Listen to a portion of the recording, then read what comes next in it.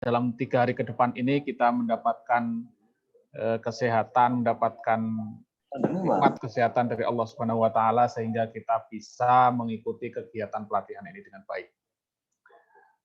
Yang 2 kalinya salawat dan salam semoga dilimpahkan kepada Rasulullah Muhammad SAW serta keluarga, para sahabat dan kepada kita semua yang senantiasa menjadikan Rasulullah SAW sebagai uswah hasanah, suri tauladan dalam kehidupan kita sehari-hari.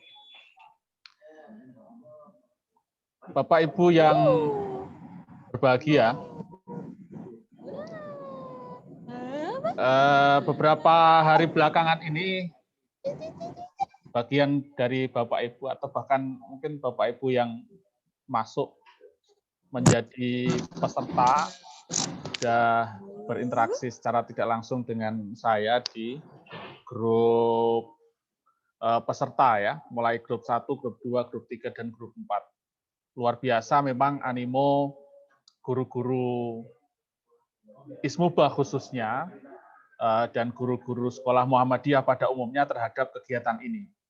Ini karena besarnya animo guru-guru Ismubah secara umum, mengapa saya tetap menggunakan istilah guru-guru Ismubah, karena mayoritas peserta memang beridentitas sebagai guru Ismubah. Hanya ada beberapa ini bukan sedikit ya, tetapi cukup banyak juga yang guru kelas, kemudian guru IT, guru tematik, bahkan ada guru penjas yang mendaftar untuk mengikuti kegiatan ini. Tingginya animo guru-guru Muhammadiyah, khususnya guru Ismubah terhadap kegiatan lomba yang diawali dengan pelatihan pembuatan video pembelajaran ini, menjadikan kami sangat bersemangat, termotivasi dalam mendampingi dan melayani Bapak Ibu semuanya. Sebagaimana tadi disampaikan oleh Pak Tasman selaku Ketua Panitia, sampai tengah malam kami harus melayani banyak japri dari para peserta yang menanyakan berbagai macam persoalan yang sifatnya teknis dan sangat kasuistis.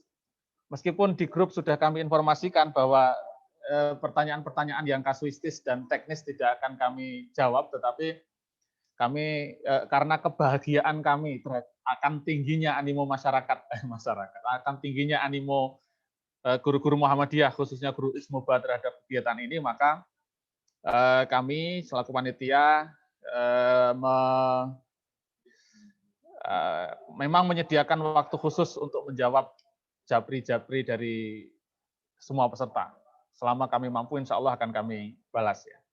Tapi sementara yang japri saya pada sesi ini tidak kami balas dikarenakan kami harus menyampaikan materi yang pertama ini, yakni materi pendidikan Ismubah, pengantar pelatihan pembuatan video pembelajaran.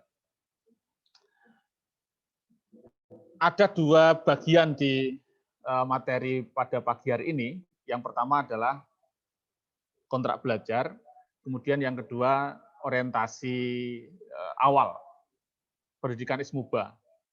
Sebagian sudah disampaikan oleh Pak Ketua Majelis tadi, Prof. Baidowi, sebagian juga sudah disampaikan oleh Pak Tasman. Saya hanya akan meramunya dan materi awal ini nanti menjadi pijakan bagi Bapak Ibu peserta untuk mengikuti pelatihan sekaligus untuk menyusun video pembelajaran yang akan diikutkan lomba. Termasuk nanti ada beberapa persoalan-persoalan atau pertanyaan-pertanyaan yang sifatnya teknis yang disampaikan ke kami akan kita bahas di sesi materi yang saya sampaikan ini akan saya mix,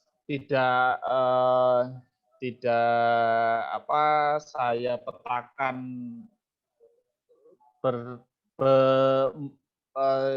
tidak saya petakan mulai dari kontrak belajar dulu dan setelah kontrak belajar baru ke materi, seperti itu tidak. Saya akan mix. Jadi proses kontrak belajarnya nanti bisa di tengah, bisa akhir. Kita mulai dari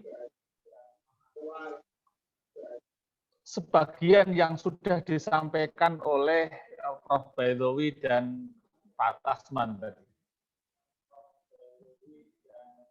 Baik Prof. Baidowi sebagai ketua majelis maupun Pak Tasman sebagai wakil ketua majelis yang membidangi ISMUBA. Oke, Bapak Ibu, Bapak Ibu guru ISMUBA ini merupakan pengawal sekolah, madrasah, dan pesantren Muhammadiyah dimanapun institusi ini berada. Karena ISMUBA merupakan sekolah maupun pondok pesantren. Pendidikan ISMUBA inilah yang membedakan sekolah Muhammadiyah atau institusi pendidikan Muhammadiyah dengan institusi pendidikan yang lain. Maka performance ISMUBA, desain ISMUBA, sekolah secara umum. Jadi kalau kita berbicara masalah bingkai ya, sekolah itu ya bingkainya adalah ISMUBA. Ketika performance ISMUBA ini bagus, maka ISMUBA sebagai ciri khas dan keunggulan sekolah Muhammadiyah akan tampak jadi potret dari luar. Misalkan kita melihat ada dua bangunan yang saling, bangunan satu memiliki ciri khas dan keunggulan ISMUBA, bangunan yang kedua ciri khas dan keunggulan yang lain, masyarakat melihat dari luar sudah akan tampak, sudah akan kelihatan, oh ini sekolah Muhammadiyah, ini sekolah si A, alumni sekolah Muhammadiyah, si B bukan alumni sekolah Muhammadiyah. Harusnya sampai ke sana. Jadi ISMUBA itu menjadi semacam sibghah ya. Sibghah itu apa? Pencelup, pewarna yang mewarnai aktivitas di dalam sekolah, yang mewarnai semua aktivitas akademik sekolah, sehingga akhirnya nanti keluar dari sekolah itu warnanya, warna ISMUBA-nya tampak. Jadi tidak sekedar secara fisik saja ada tertulis SMA Muhammadiyah 1 Yogyakarta begitu, tetapi secara apa ya, kepribadian, kemudian penampilan diri, gambaran diri seseorang itu sudah tampak bahwa oh ini sudah tercelup warna ISMUBA. Nah, untuk bisa mencapai ke arah sana, maka Majelis Dikdasmen Pendidikan Dasar dan Menengah Muhammadiyah pada tahun 2017 menyusun kurikulum pendidikan ISMUBA berbasis kurikulum 2013. Yang kurikulum pendidikan ISMUBA tahun 2013 itu dipetakan menjadi dua sebagaimana yang saya sampaikan di layar ini. Yang pertama adalah ISMUBA SD. ISMUBA SD itu ada 3 kelompok mata pelajaran, ya, pendidikan Al-Islam, yang di dalam pendidikan Al-Islam itu terdapat aspek-aspek pendidikan agama Islam. Kemudian kelompok mata pelajaran yang kedua adalah pendidikan bahasa Arab. Dan ketiga adalah pendidikan kemuhammadiyahan. ISMUBA SD ini cukup berbeda dengan ISMUBA SMP, SMA, SMK, dan madrasah. Kalau di jenjang SMP, SMA, SMK, dan madrasah, basis mata pelajarannya ada akhlak, Al-Quran, hadis, ibadah dan muamalah, tarikh, Muhammadiyah, dan bahasa Arab.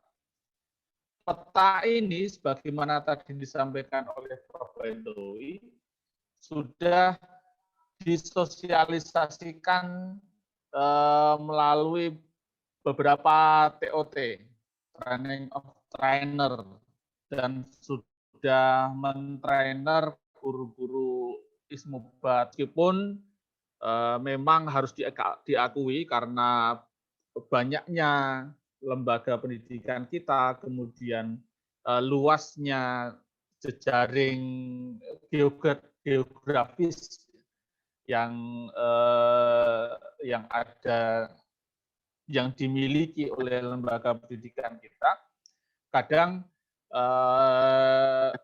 pemetaan kurikulum berdasarkan kurikulum pendidikan SMUBA tahun 2013 ini sekolah, bahkan padahal ini sudah disusun sejak tahun 2017 dan disosialisasikan secara cukup masif. Sekarang sudah 4 tahun. Kalau sekarang 2021 sudah 4 tahun. Tapi beberapa kali saya ketemu dengan beberapa guru ataupun kolega pimpinan di daerah. Ini menjadi salah satu kekurangan salah satu kekurangan yang kita miliki, bahwa produk kurikulum ini meskipun sudah disosialisasikan secara masif, tetapi masih ada daerah-daerah, lembaga-lembaga sekolah madrasah yang belum mengimplementasikan kurikulum ini dengan baik.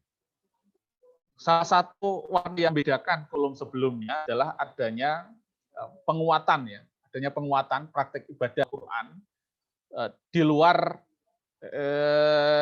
kurikulum inti. Ini kurikulum intinya ISMUBA, ada Al-Islam, Pendidikan Bahasa Arab dan Kemuhammadiyahan. Di luar kurikulum inti ini ada penguatan praktek ibadah dan pendidikan Al-Quran yang dihitung jam pelajarannya.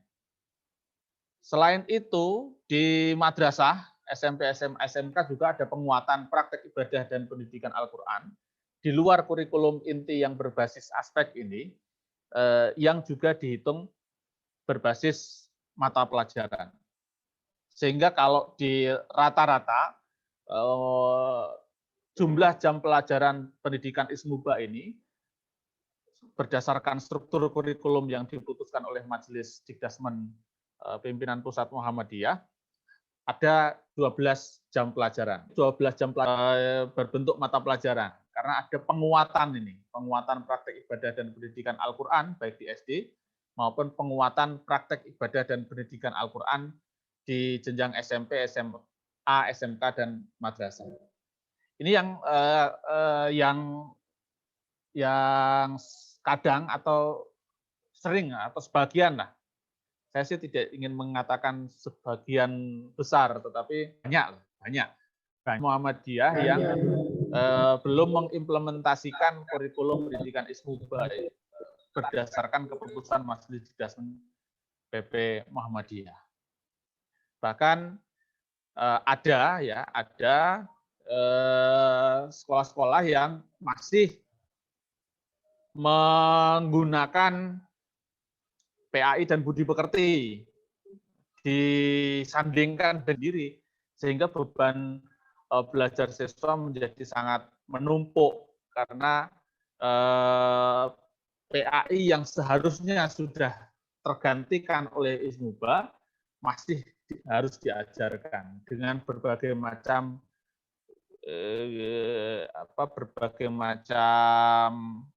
persoalan problematika di lapangan, seperti perizinan dari secara bersama dengan pimpinan majelis di daerah dan wilayah masing-masing.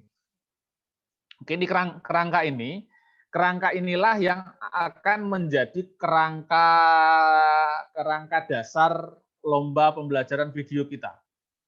Jadi lomba video pembelajaran kita ini, kurikulum yang digunakan, ya kurikulum yang ini. Kurikulum tahun 2017 yang sudah didesain menyesuaikan pemerintah tahun kurikulum 2013.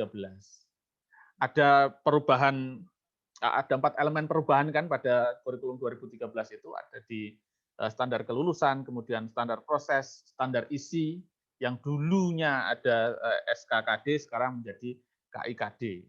Tapi saya masih menemukan beberapa dokumen di sekolah Muhammadiyah itu ISMUBA-nya masih menggunakan SKKD, baik dokumen buku maupun dokumen pembelajaran yang lain. Walaupun buku itu di depan bukunya diberi label berdasarkan kurikulum 2013, tetapi kontennya di dalamnya masih menggunakan SKKD.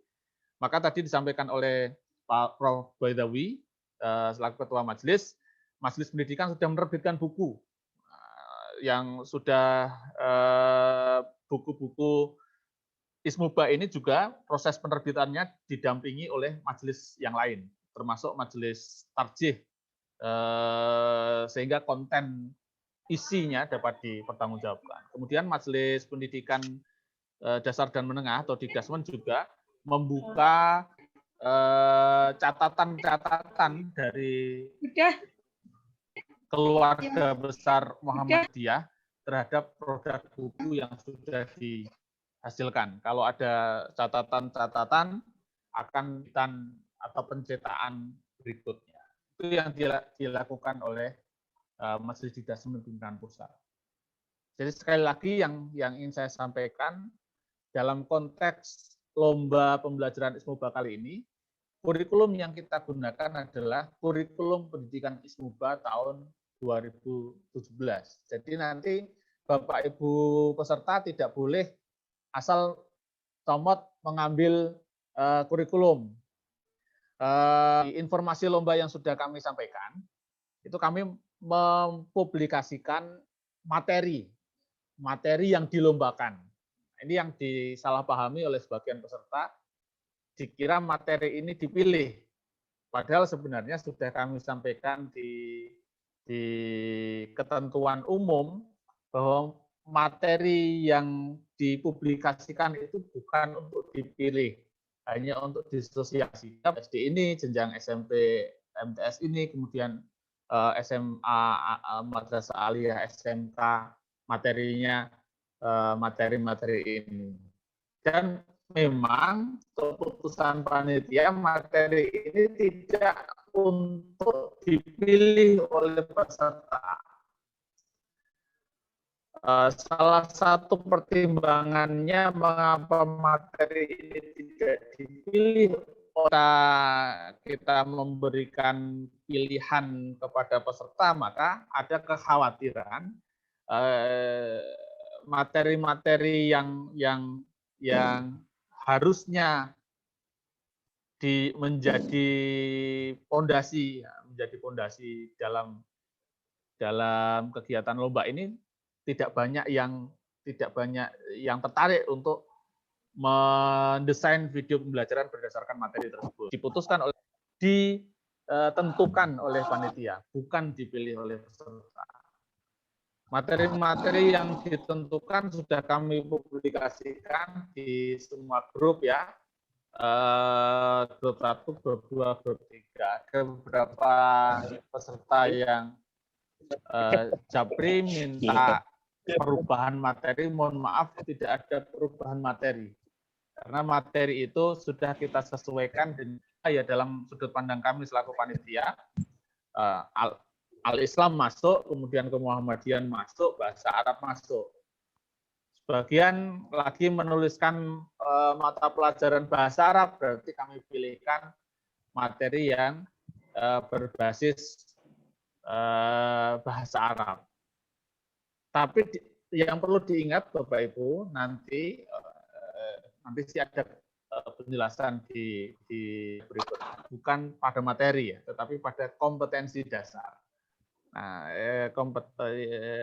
pemahaman ini harus kita bangun bersama, sehingga orientasi pembelajaran itu bukan pada konten lagi, tetapi bagaimana peserta didik mampu mencapai kompetensi dasar yang dirumuskan dalam silabus pembelajaran Ismuba. Nah, silabus ini juga masif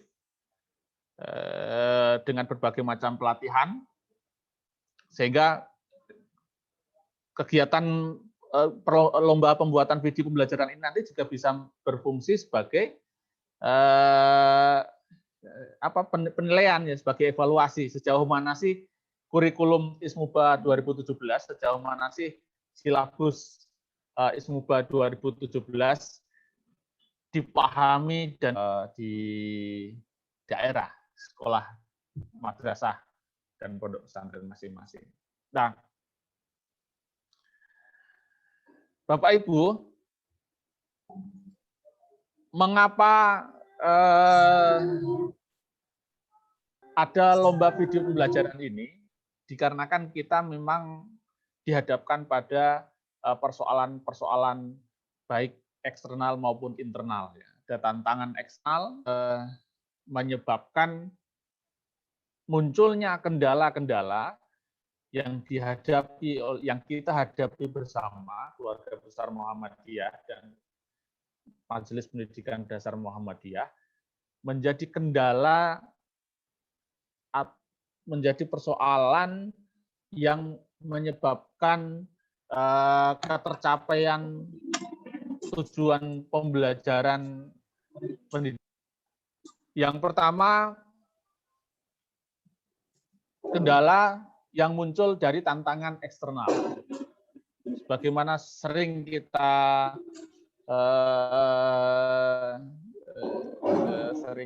dengar, sering kita baca, sering kita pelajari, tantangan yang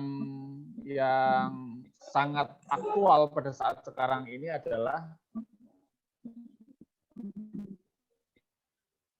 yang di revolusi industri 4.0 ini menyebabkan terjadinya perubahan yang sangat cepat dalam kehidupan sosial kemasyarakatan, dalam kehidupan antara sesama manusia, termasuk perubahan yang sangat cepat di dunia pendidikan. Pendidikan di era revolusi industri yang sekarang ini tidak lagi bisa diajarkan secara manual, tetapi harus dikembangkan berdasarkan budaya digital atau budaya teknologi informasi yang di masyarakat pada saat sekarang ini. Maka pendidikan Ismubah juga demikian. Pendidikan Ismubah tidak lagi bisa bertahan dalam orientasi pembelajaran masa lalu yang manual. Tetapi pendidikan Ismubah harus dikembangkan ke arah pendidikan yang berorientasi digital. Ini tantangan eksternal yang pertama. Tantangan eksternal yang kedua terkait juga dengan terjadinya disrupsi di semua aspek kehidupan, yakni lahirnya generasi digital. Generasi digital ini berbeda dengan generasi kita pada waktu dulu kita sekolah. Bahkan generasi milenial pun, maksud saya begini, bahkan milenial yang mayoritas atau sebagian besar guru-guru kita mungkin adalah generasi milenial yang lahir tahun 80-an, 90-an. Generasi sekarang ini yang lahir di atas tahun 2010, ya kita kan mengajarkan anak-anak yang lahir di atas tahun 2010 ini. Memiliki kritis dan generasi, teman-teman sering menyebutnya generasi kolonial. Generasi saya ini kan generasi kolonial, generasi X, yang punya disparitas, punya kesenjangan yang sangat luas dengan karakteristik anak-anak digital sekarang. Oleh karena itu, ketika pendidikan Ismubah diajarkan dengan pendekatan milenial, dengan pendekatan milenial saja, pendidikan Ismubah tidak akan menarik bagi anak-anak generasi digital. Akan dengan pendekatan generasi pramilenial atau generasi kolonial yang hanya ceramah, kemudian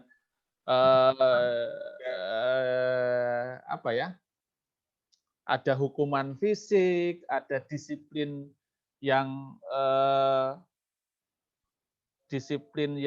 ketat dalam artian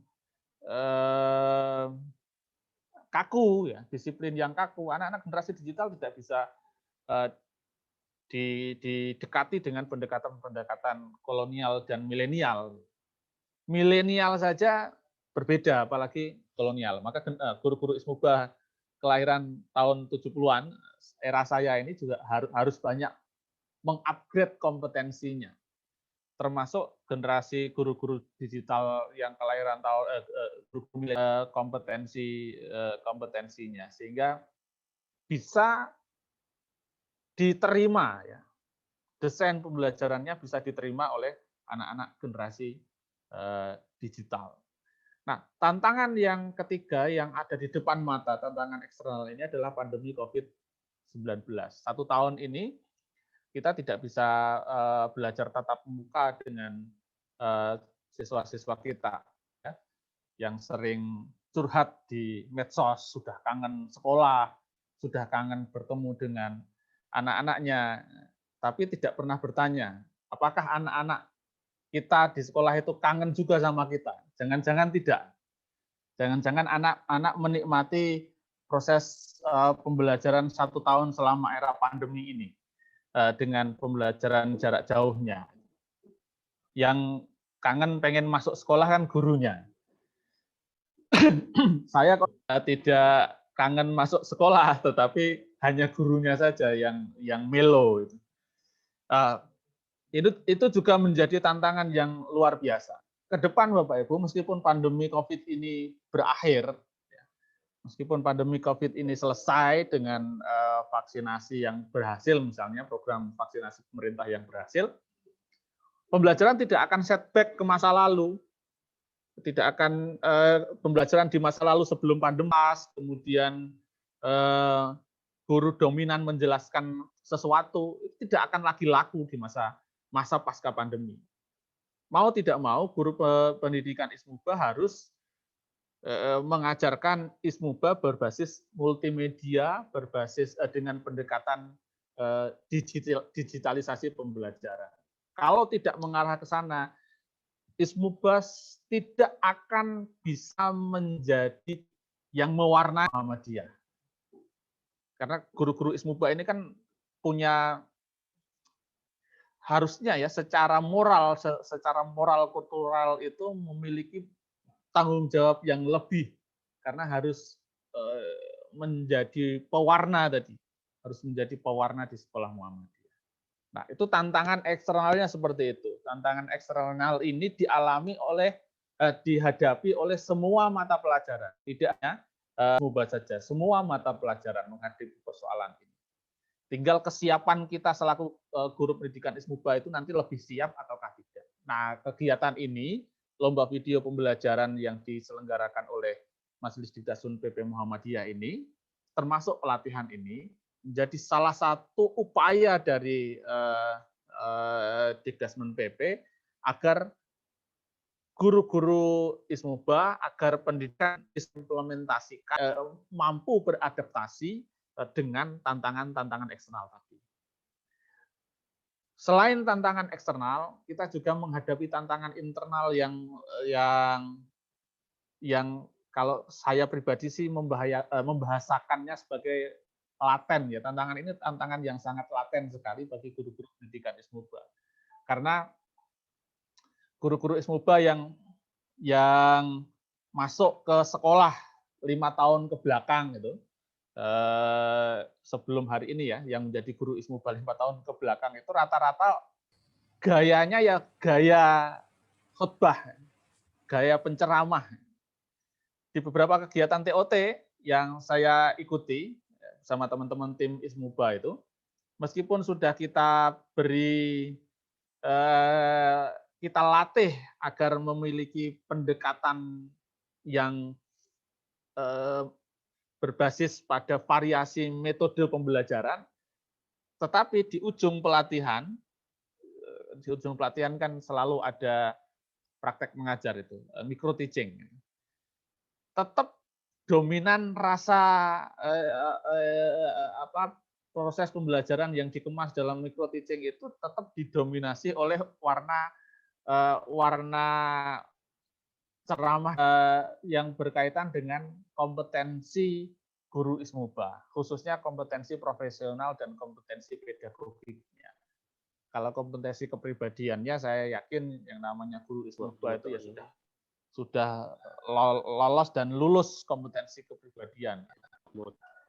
Kompetensi sosialnya itu juga sudah lolos dan lulus mestinya, meskipun banyak juga guru Ismuba yang harus di-upgrade kompetensi kepribadian. Utama adalah bagaimana kompetensi profesional dan kompetensi pedagogik guru-guru pendidikan Ismuba ini harus terus di-upgrade. Apalagi dengan tantangan eksternal yang seperti tadi. Kalau guru-guru Ismuba merasa puas dengan dirinya sendiri, merasa bahwa dirinya sudah cukup hebat, cukup mampu hanya berbekal kepada agamaan tertentu, kemudian diyakini bahwa dirinya bisa mengarahkan akhlak peserta didik, keimanan peserta didik. Nah, kepercayaan yang berlebihan seperti itu harusnya dibongkar. Kepercayaan yang terlalu berlebihan semacam itu harusnya dibongkar.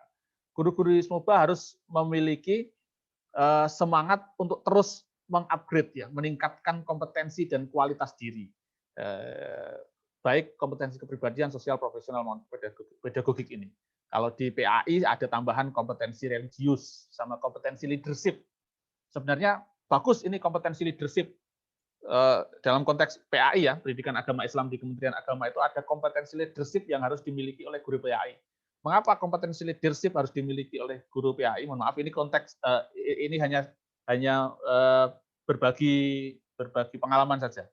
Mengapa Kementerian Agama mewajibkan guru PAI memiliki kompetensi leadership agar guru pendidikan agama Islam mampu mengelola budaya agama, religious culture di sekolah. Maka guru Ismuba juga harusnya memiliki kompetensi leadership. Sehingga guru Ismuba mampu mendesain Muhammadiyah culture di sekolahnya. Bagaimana Muhammadiyah culture itu? Ya, maksud saya begini, Muhammadiyah culture di suatu sekolah itu dapat didesain apabila guru Ismubanya memiliki kompetensi leadership. Bukan guru Ismuba yang hanya memposisikan diri secara marginal. Kadang-kadang guru Ismuba merasa marginal di sekolah Muhammadiyah. Sebenarnya bukan disebabkan oleh proses marginalisasi, tetapi merasa marginal sendiri saja, merasa bahwa dia itu tidak ada di pusat pengambilan kebijakan. Kalau memiliki leadership, memiliki kompetensi leadership, maka pasti akan mampu mewarnai kebijakan-kebijakan yang ada di sekolah tersebut. Maka ada usulan, ada gagasan, ada wacana bahwa guru Ismuba ini harus kader. Kalau kader yang dikaderisasi melalui kaderisasi formal di Orto Muhammadiyah itu pasti memiliki kemampuan leadership. Tapi berapa banyak kader yang bisa disuplai oleh proses kaderisasi dibandingkan dengan banyaknya sekolah yang tersebar di seluruh Indonesia. Yang kedua adalah problem internal yang kedua adalah performance pembelajaran Ismuba yang sebagaimana saya sampaikan tadi masih didominasi oleh pembelajaran manual dan konvensional. Manual itu ya masih berharap segera ada pembelajaran tatap muka. Padahal Majelis Didasmen PP sudah tegas. Tidak ada pembelajaran tatap muka selama pandemi dan surat edaran belum dikeluarkan. Tapi kita bisa memantau, ya, di daerah-daerah pasti guru-guru kemudian pimpinan banyak yang ingin segera masuk, kapan masuk. Ini karena orientasinya masih orientasi pembelajaran manual dan konvensional. Masih harus tatap muka di kelas, masih harus melihat siswa menulis, masih harus melihat siswa secara langsung. Padahal zamannya sudah berubah, tantangannya sudah berubah. Yang harus dilakukan adalah bagaimana mendesain performance pembelajaran Ismuba ini tidak lagi manual base, berbasis pembelajaran manual, dan konvensional, apalagi ceramah itu. Pembelajaran berbasis variasi metode pembelajaran saja sudah masa lalu. Gitu. Pembelajaran di masa yang akan datang ya pembelajaran yang berorientasi digital. Bagaimana ISMUBA ini bisa mengejar ke arah sana? Kalau bisa menjadi leader, menjadi trendsetter. ISMUBA kan sebenarnya menjadi trendsetter pendidikan nasional di Indonesia ketika pendidikan agama Islam itu diwajibkan di sekolah pada Undang-Undang Pendidikan 20 tahun 2003. Itu trendsetter pendidikan Muhammadiyah. Madrasah itu trendsetternya pendidikan Muhammadiyah. Tetapi sekarang kita tidak lagi menjadi ISMUBA ya, khususnya ISMUBA tidak lagi menjadi trendsetter, tetapi hanya menjadi follower, belum leading. Nah, inilah yang performance inilah yang harus dibongkar. Nah, kegiatan ini mengarah ke sana. Yang ketiga, kualitas PJJ ISMUBA selama pandemi. Ini sih sebenarnya perlu riset.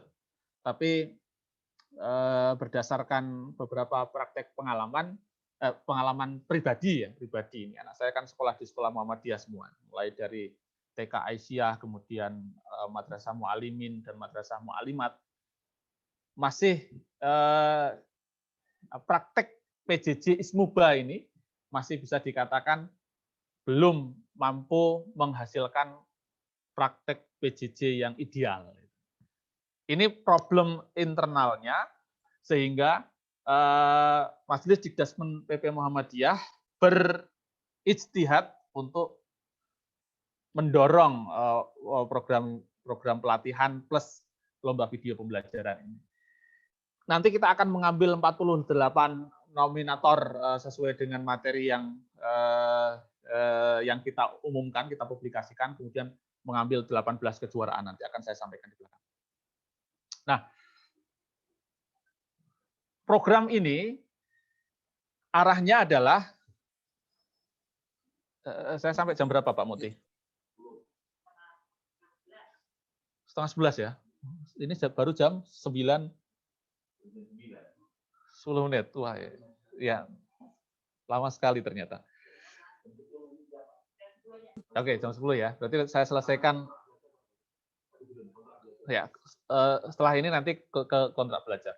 Karena kan harus mengetahui visi program dulu, baru kita bangun kontrak belajar.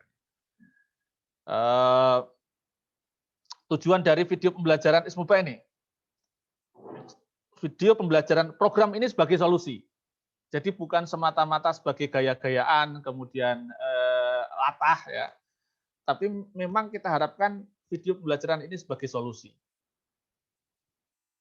Syukur-syukur apabila video pembelajaran, lomba video pembelajaran ini bisa menjadi tren baru, bahkan melebihi apa yang dimiliki oleh Pusdatin yang nanti menjadi narasumber dengan rumah belajarnya. Nah, agar video pembelajaran ISMUBA itu bisa menjadi solusi, Bapak Ibu harus melihat video pembelajaran ini dalam sudut pandang, dalam perspektif, dan dalam konteks yang tepat. Video pembelajaran itu kan banyak ya. Video pembelajaran yang bisa kita akses itu banyak sekali. Mulai dari yang dikelola oleh Kementerian Pendidikan, yang dikelola oleh Kementerian Agama, kemudian video-video pembelajaran yang tersebar sangat banyak sekali di YouTube. Banyak juga guru-guru sekolah Muhammadiyah yang terlibat di dalamnya, baik di Pusdatin maupun di sebagai YouTuber video pembelajaran, dan banyak subscriber dan followernya juga, viewernya juga. Tapi kita harus paham posisinya, bahwa fungsi video pembelajaran itu bukan hanya semata-mata sebagai maksudnya begini, fungsi video pembelajaran itu bukan semata-mata mengganti kegiatan manual, pembelajaran manual, diganti dalam bentuk video, tidak. Tetapi harus ada capaian-capaian yang bisa dicapai secara efektif dalam rangka mencapai kompetensi. Jadi video pembelajaran yang di-create, yang didesain, yang dibuat dalam rangka mencapai kompetensi dasar. Bukan semata-mata sebagai sumber belajar, karena kalau sumber belajar kan bisa membaca buku dan banyak sekali. Tetapi video pembelajaran yang dibuat dalam mencapai kompetensi dasar. Maka ada 3 fungsi video pembelajaran yang bisa saya sampaikan. Yang pertama, sebagai sumber belajar, tapi bukan semata-mata sumber belajar yang efektif. Sumber belajar yang efektif itu bagaimana ya? Sumber belajar yang bisa memfasilitasi penonton videonya untuk mencapai tujuan pembelajaran. Maka membuat video itu tidak asal membuat video, tapi harus ada perencanaan yang matang. Nah, nanti materi teknisnya bagaimana, Bapak Ibu bisa bersama-sama dengan para narasumber di Pusdatin. Ini narasumber hebat semua. Nanti juga akan dihadirkan salah seorang guru Muhammadiyah yang menjadi duta belajar yang memiliki memiliki kemampuan yang sudah diakui oleh Pusdatin. Jadi yang pertama, bukan semata-mata menjadi sumber belajar, bukan semata-mata mengganti materi dari materi buku menjadi materi video, tidak, tetapi sumber belajar yang efektif, bisa mencapai tujuan pembelajaran. Kemudian yang kedua, video pembelajaran juga bisa berfungsi sebagai fasilitator pembelajaran jarak jauh. Cuma teknisnya nanti silakan didiskusikan dengan para narasumber ya, yang bersifat teknis. Bukan hanya mendisplay materi, tetapi ada interaksi. Kalau Bapak Ibu bisa membuat video pembelajaran seperti ini akan menarik. Ada interaksi. Ada beberapa video di YouTube yang saya lihat yang cukup bagus juga. Ada interaksi, mengajak siswa meskipun tidak live ya. Kalau live streaming kan bisa mengajak langsung. Meskipun tidak live, tetapi ada interaksi. Yang tentunya interaksi ini tidak dibangun semata-mata hanya interaksi menyapa gitu, tidak. Tetapi betul-betul memanfaatkan learning management system yang dikembangkan oleh guru maupun sekolah. Misalnya di video pembelajaran itu seorang guru melakukan presensi kehadiran dengan memanfaatkan LMS-nya, misalnya LMS-nya itu Google Classroom. Videonya bisa boleh jadi tidak langsung, tetapi proses pembelajaran bisa berlangsung secara real time. Jadi video itu hanya memfasilitasi pembelajaran. Misalnya diupload di YouTube ya, kemudian gurunya pada saat yang sama, pada jam yang sama melakukan presensi, memantau presensi itu di Google Classroom. Itu bisa dilakukan dan itu akan menjadi menarik. Bukan semata-mata peserta didik hanya lihat video, oh materinya itu selesai. Ini kan unik gitu.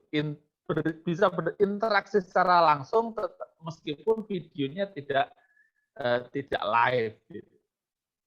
Kalau Bapak Ibu bisa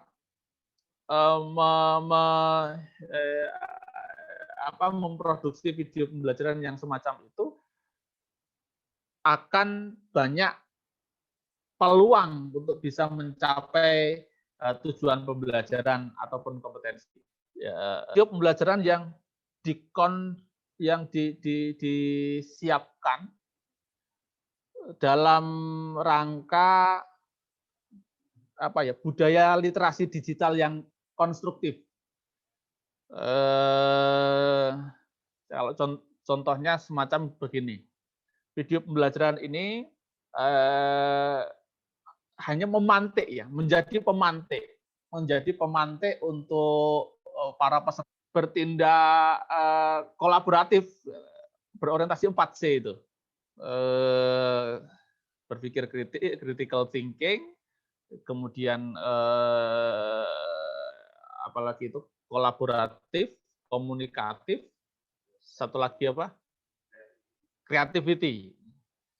Jadi video pembelajaran yang menjadi pemantik ke arah sana. Maka jangan kemudian hanya dipahami sebagai pengganti kegiatan, pengganti guru ceramah di kelas diganti ceramah di video. Enggak semacam itu saja. Coba nanti didalami ya, didalami di Pusdatin. Jangan sampai video ini hanya berfungsi memindah ceramah guru di kelas kemudian ganti ceramah do. Itu akan tidak dengan atau sama kalau modelnya seperti itu kan sama dengan ceramah-ceramah biasa saja. Oke, kalau ceramahnya seperti Ustadz Adi Hidayat, ceramahnya seperti Ustadz UAS itu Abdul Somad, ceramahnya seperti para selebriti mikro di dunia maya itu oke, tapi kalau ceramahnya seperti saya maka video pembelajaran Ismuba nanti diharapkan bisa menjadikan pembelajaran Ismuba menjadi pembelajaran yang saya mengutip bahasanya Prof. Suyanto, pembelajaran yang menantang. Tidak lagi pembelajaran itu sudah lewat, itu sudah masa lalu itu. Kalau Bapak Ibu baru berpikir itu sekarang sudah ketinggalan zaman. Maka pembelajaran Ismuba menjadi pembelajaran yang menantang. Jadi siswa itu tertantang ketika melihat video pembelajaran yang namanya tertantang itu ya seperti anak main game itu. Tertantang untuk tidak bisa selesai, mau menghentikan memainkan game itu tidak mampu, kecuali mungkin dihentikan oleh orang tuanya. Kecuali anak itu sudah memiliki kemampuan untuk memanajemen diri yang baik. Bagaimana pembelajaran Ismuba bisa mengarah sana? Menantang. Bukan sekedar menyenangkan, tetapi menantang anak-anak siswa kita itu tidak bisa berhenti mengikuti video pembelajaran yang kita desain ini.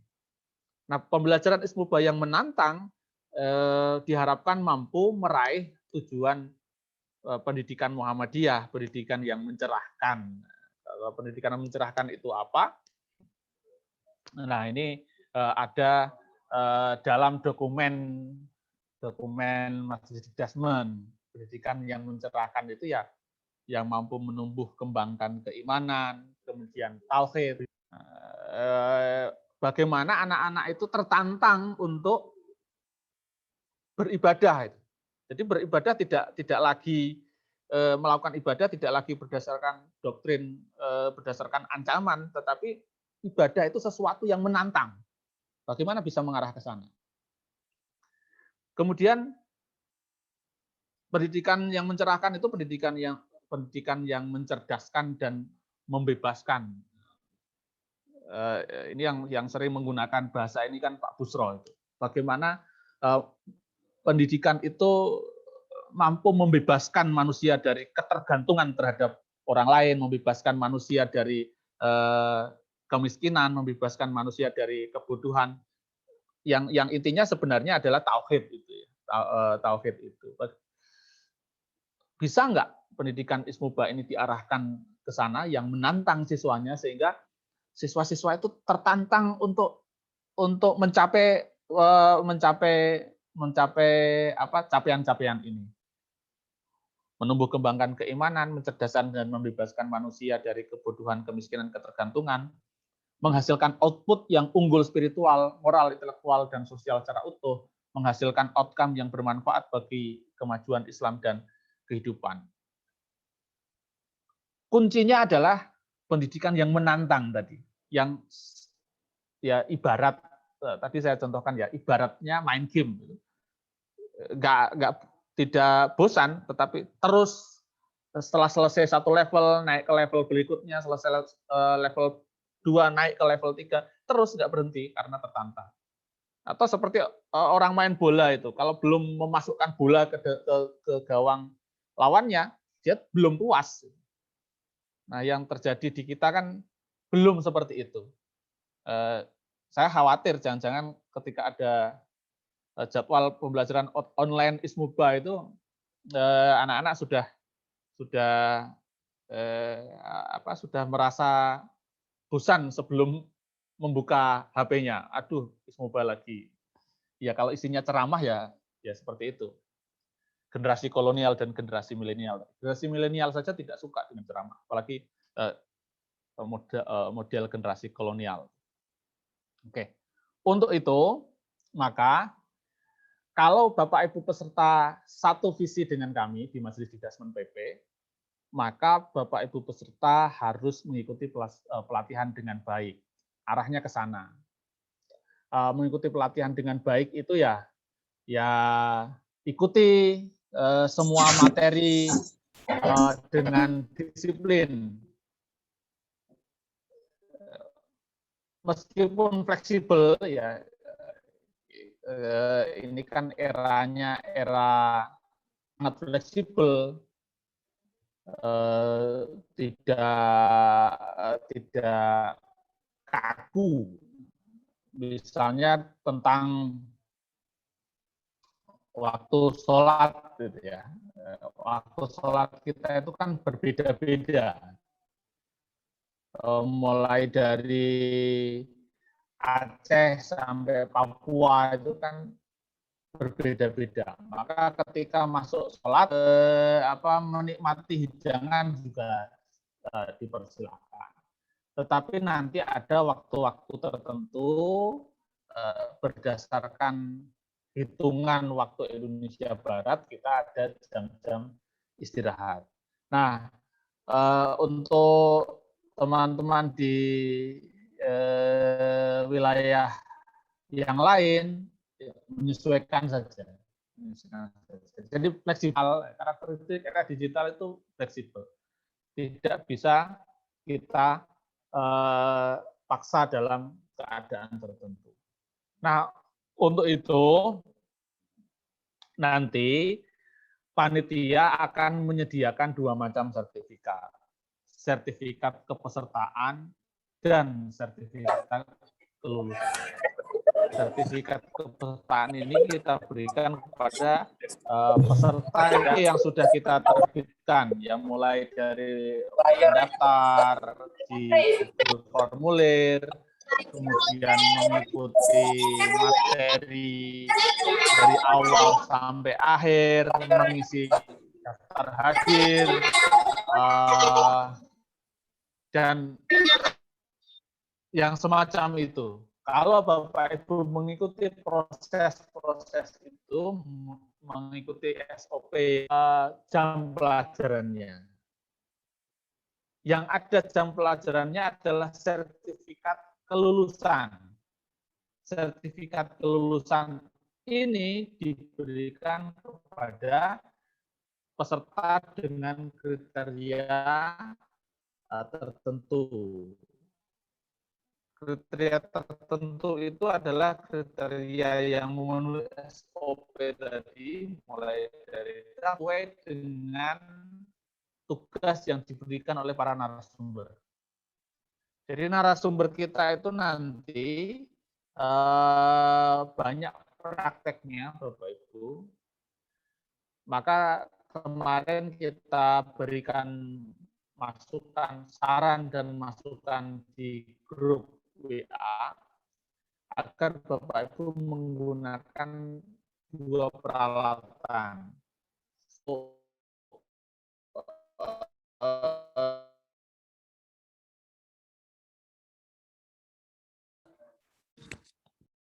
Mohon maaf suaranya putus-putus.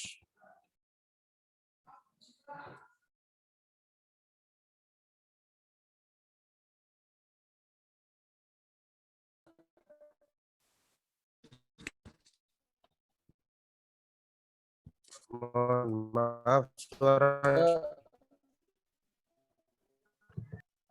Gimana Pak? Malah suaranya jadi hilang.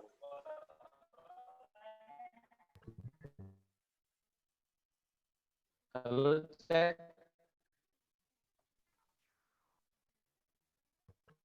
Ini kenapa suara saya nggak masuk ya?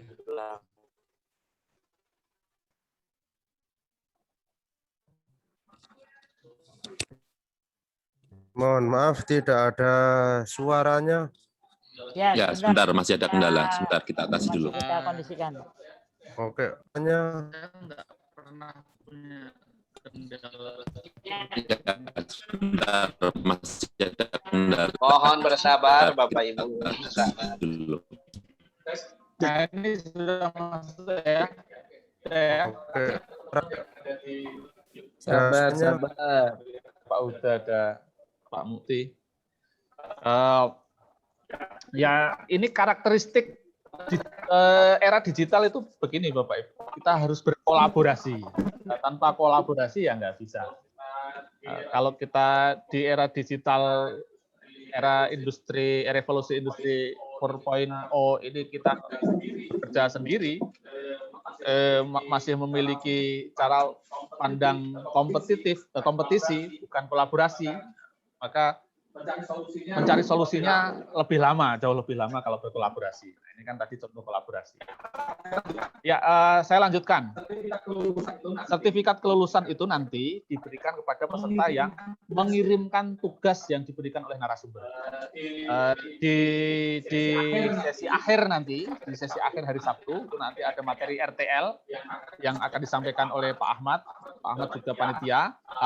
Nanti tugas-tugas apa yang akan tugas-tugas yang diberikan oleh narasumber dari mulai hari pertama sampai hari terakhir akan direkap dan disampaikan ulang pada sesi materi RTL, sehingga Bapak Ibu peserta ingat dan tahu apa saja tugasnya.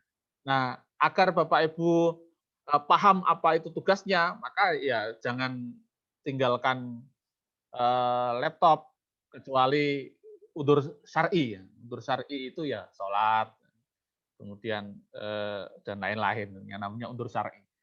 Tapi jangan khawatir Bapak Ibu, nanti panitia juga akan membagikan bagian-bagian video materi di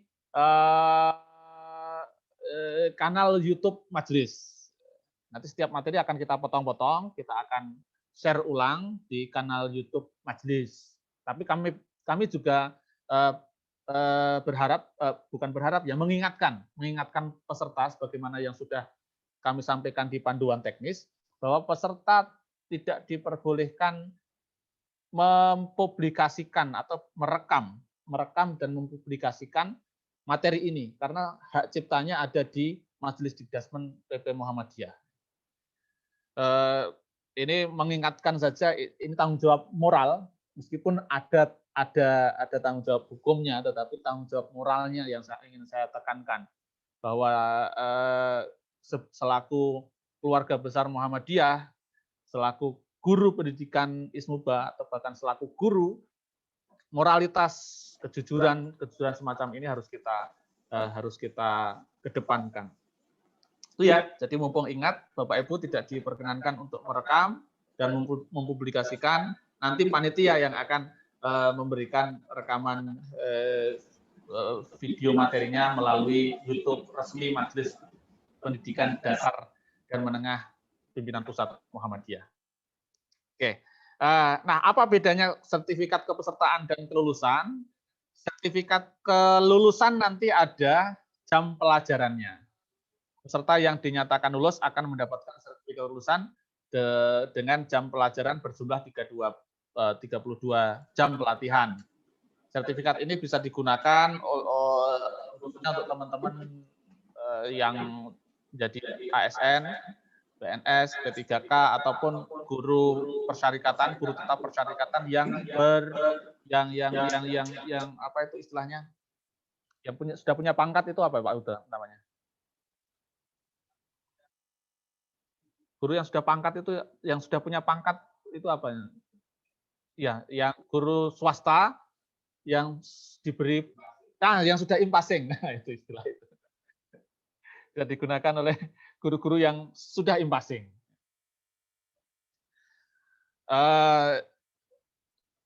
Itu untuk sertifikat ya Bapak Ibu ya. Nah, apa yang harus dilakukan oleh peserta dalam proses pelatihan ini? Yang pertama, peserta harus mampu memahami dan mampu membaca silabus pendidikan Ismuba dengan baik. Yang pertama, Bapak Ibu peserta silakan cermati materi pokok yang dibagikan oleh panitia. Jadi materi pokok ini bagian panitia. Ini nanti bisa digunakan praktek mulai awal. Karena mulai materi pertama nanti sudah akan praktek menyusun naskah video. Ketika Bapak Ibu menyusun naskah video nanti gunakan, saya sarankan untuk sudah menggunakan materi yang dibagikan oleh peserta. Tadi malam sudah saya kirim hampir tengah malam itu, karena kita memang melayani pendaftaran sampai kemarin jam 12. Kemudian setelah itu baru kita olah datanya dan kita bagi materinya berdasarkan mata pelajaran yang diinputkan oleh peserta ketika mendaftar di Google Formulir. Pahami ini, nanti kami akan menyesuaikan menyesuaikan materi dengan nomor peserta. Jadi ketika membuat video nanti Bapak Ibu juga mencantumkan nomor peserta sehingga kita bisa cross check peserta dengan nomor SD 01 misalnya materinya ini sudah clear, baru kemudian kita lakukan penilaian. Kalau materi dan tidak clear dengan materi yang kita sampaikan ya nanti dibelakangkan penilaiannya karena kita menilai ratusan video, menilai ratusan video. Maka di awal kami akan screening dulu tentang persyaratan administratif kesesuaian dari materi yang kita pilihkan dengan materi yang dibuat oleh peserta. Kalau tidak sesuai ya sudah. Nah, mengapa kami harus seperti ini, Bapak Ibu? Ya karena kita pesertanya ini ratusan ya, ratusan. Kalau tidak seperti itu nanti kita akan kesulitan. Kita juga berharap peserta bisa bertanggung jawab dengan dirinya. Karena banyak ya pengalaman sejak kemarin itu. Ini contoh saja bagaimana membangun tanggung jawab pribadi terhadap apa yang sudah dilakukan. Di formulir pendaftaran kan sudah kami isikan, ada beberapa kolom yang harus diisi, salah satunya adalah kolom mata pelajaran yang diampu. Setelah disubmit, kemudian di situ ada keterangan silakan bergabung dengan grup WA. Nah, itu ternyata banyak sekali peserta yang tidak bergabung dengan grup WA, kemudian japri dan minta dimasukkan. Tetapi saya tidak mau masukkan. Saya mau peserta bertanggung jawab terhadap dirinya sendiri dengan masuk ke grup melalui tautan yang dibagikan. Ya, ini. Jadi kami selaku panitia memfasilitasi, tetapi peserta juga bertanggung jawab dengan apa yang sudah dilakukan. Oke, yang pertama itu materi yang dibuat di video harus sesuai. Kemudian yang kedua, setelah materi ketemu, cari di silabus. Materi ini ada di kelas berapa, kemudian KI-nya apa, KD-nya apa, materi-materi yang sudah disampaikan, sudah di cross check oleh panitia, oleh tim materi, dan sudah dipastikan semuanya ada di dalam silabus pendidikan ISMUBA. Silakan dicari berdasarkan kelas-kelas yang sudah dibagikan. Ini juga screening yang kedua setelah screening materi. Kalau Bapak Ibu mengajar tidak berdasarkan silabus, maka tidak sesuai dengan tujuan yang kami sampaikan tadi. Karena yang namanya pendidikan itu harus berbasis berorientasi pada kurikulum. Kalau pendidikan hanya berorientasi pada apa yang dipikirkan oleh guru, pengalaman pribadi guru, dan tidak berorientasi pada kurikulum, itu bukan bagian dari apa yang akan kita lakukan. Yang akan kita lakukan, yang akan kita kembangkan adalah pendidikan ISMUBA yang berorientasi pada kurikulum yang sudah diputuskan oleh Majelis Pendidikan Dasar dan Menengah PP Muhammadiyah. Nah, yang ketiga, setelah itu ada penyusunan RPP. Sudah kami publikasikan, sosialisasikan bahwa penyusunan RPP juga menjadi bagian dari penilaian. Mengapa harus RPP? Ya, mengajar itu harus terencana.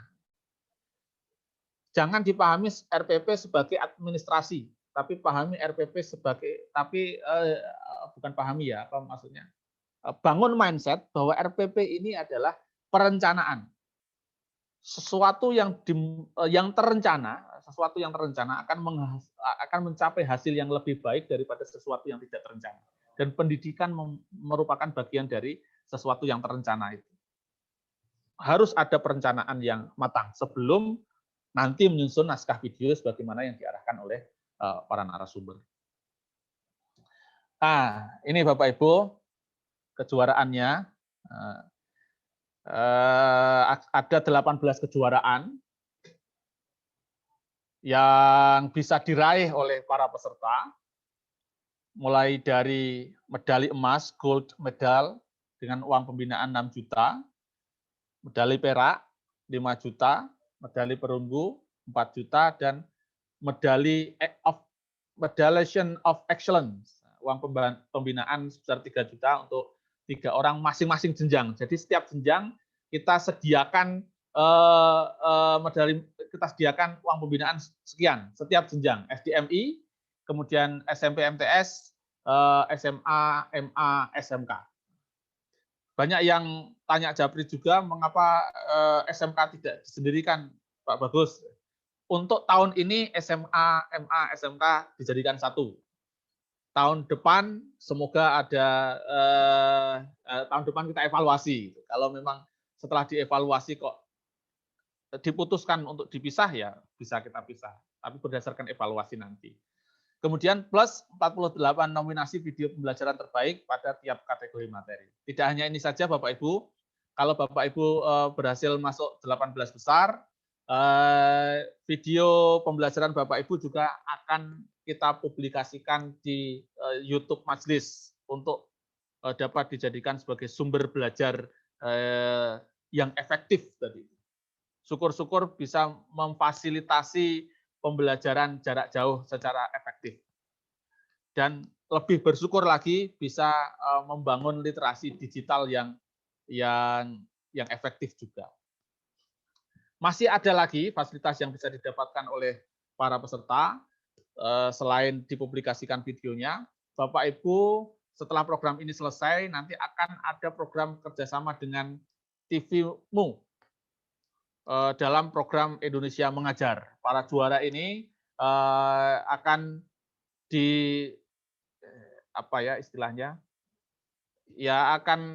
akan diajak bekerja sama, bukan diajak bekerja sama.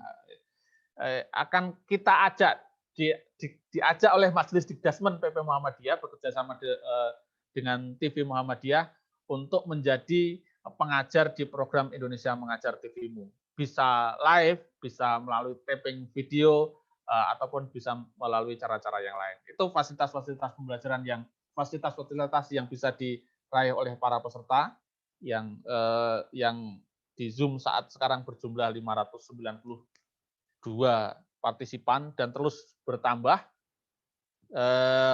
Yang tadi disampaikan oleh Pak Tasman selaku Ketua Panitia ada 850-an orang peserta itu. Nah,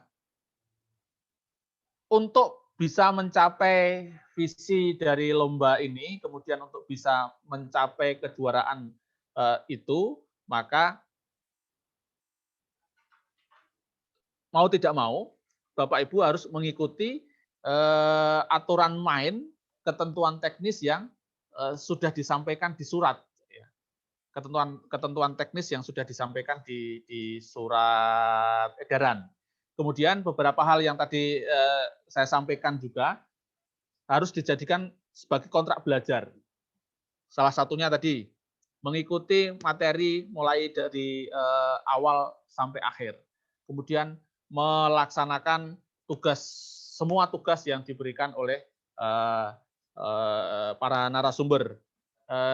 Selain itu juga mengikuti segala aturan main yang sudah ditentukan dalam ketentuan teknis yang sudah kita sampaikan sebelumnya melalui surat.